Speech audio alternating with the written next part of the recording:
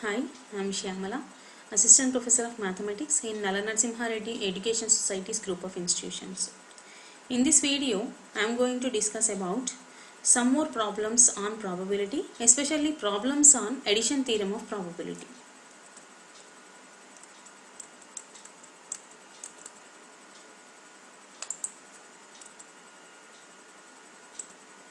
So first example, what is the probability that a card drawn from a pack of playing cards may be either a queen or a king?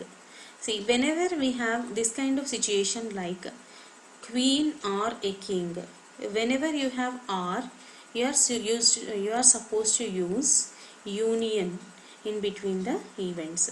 So let S be the sample space associated with the drawing of a card. So we are drawing only one card from the pack of 52 cards. So the total number of exhaustive cases are 52C1. From the pack of 52, I am drawing only one card, 52C1, that means 52. That is the total number of exhaustive cases. Now let E1 be the event of the card drawing a queen.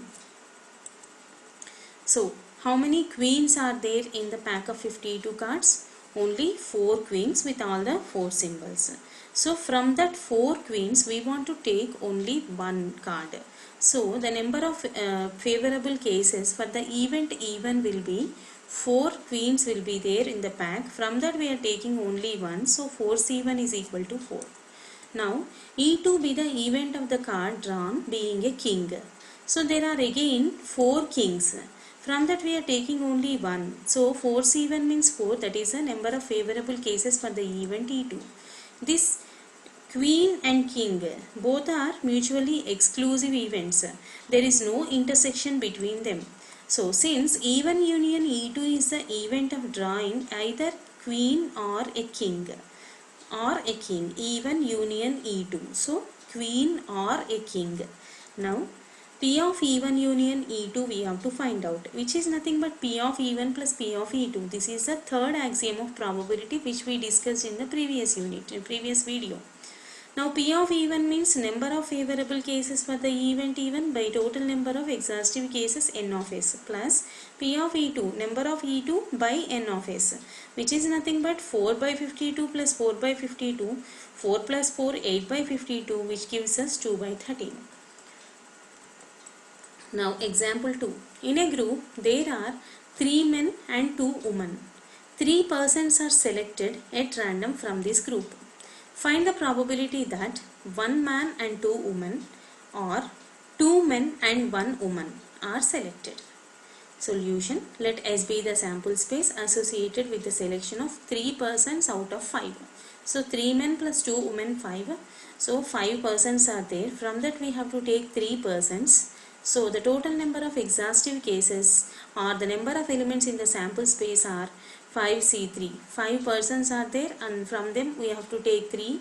So 5C3 which is 10. Now E1 be the event of selecting 1 man, 2 women. So what are the total number of possible ways? 1 man we have to select. There are 3 men. So from 3 we have to take 1. So 3C1 into, and if we have and we have to use multiplication always. 2 women. So there are 2 women. From that we have to take 2 women. 2C2 value is 1. So 3 into 1 is equal to 3. Now let us take another event E2 of selecting 2 men and 1 woman. In this case the total number of ways are from 3 men we are taking 2 men, so 3C2 into, from 2 women we have to take 1, so 2C1, which is equal to 6. But these 2 are mutually exclusive events. That is why we can use the addition theorem of probability. So E1 union E2 is the event of selecting 1 man and 2 women or 2 men or 1 woman. Both are mutually exclusive. So we are using addition theorem of probability. P of E1 union E2 equal to P of E1 plus P of E2. P of E1 means n of E1 by s plus n of E2 by n of s. N of E1 is 3 by 10 plus n of E2 6 by 10. 3 plus 6 9 by 10. So that is the probability. Now another problem. A card is drawn from a well shuffled pack of cards. What is the probability that it is either a spade or an ace? Let S be the sample space of all simple events. N of S equal to 52. Let A denote the event of getting a spade and B denote the event of getting an ace. Spade and ace both are there. Then A union B is the event of getting a spade or an ace. A intersection B, event of getting a spade and an ace. A spade ace is there in the pack of 52 cards, so there is intersection element also there in this case, not like the previous two problems. We have intersecting element is also there, which is spade ace. So now P of A is probability of getting a spade. There are 13 spades in the pack of 52 cards. From there we are taking only one. So 13 C1 by 52 C1. So 13 by 52. Next, P of B is probability of getting A's. There are 4 A's in the pack of 52 cards. From them we want to take only one. So 4 C1 by 52 C1 gives us 4 by 52. P of A intersection B. Spade A's. Only one card will be there in the pack of 52 cards. So 1 by 52. By addition theorem, P of A union B is P of A plus P of B minus P of A intersection B. So P of A 13 by 52, P of B 4 by 52 minus 1 by 52 gives us 16 by 52 or 4 by 13. Next problem. A problem is given to 3 persons P, Q, R whose respective chances of solving it are 2 by 7, 4 by 7, 4 by 9 respectively. What is the probability that the problem is solved? If any one of them solve the problem will be solved. So that is the case here. What is the solution? Probability of the problem getting solved is 1 minus probability of none of them solving the problem. We are using here P of A complement equal to 1 minus P of A or P of A equal to 1 minus P of A complement. That formula we are using. This is P of A which we need. Problem getting solved. Now one of them should solve that problem.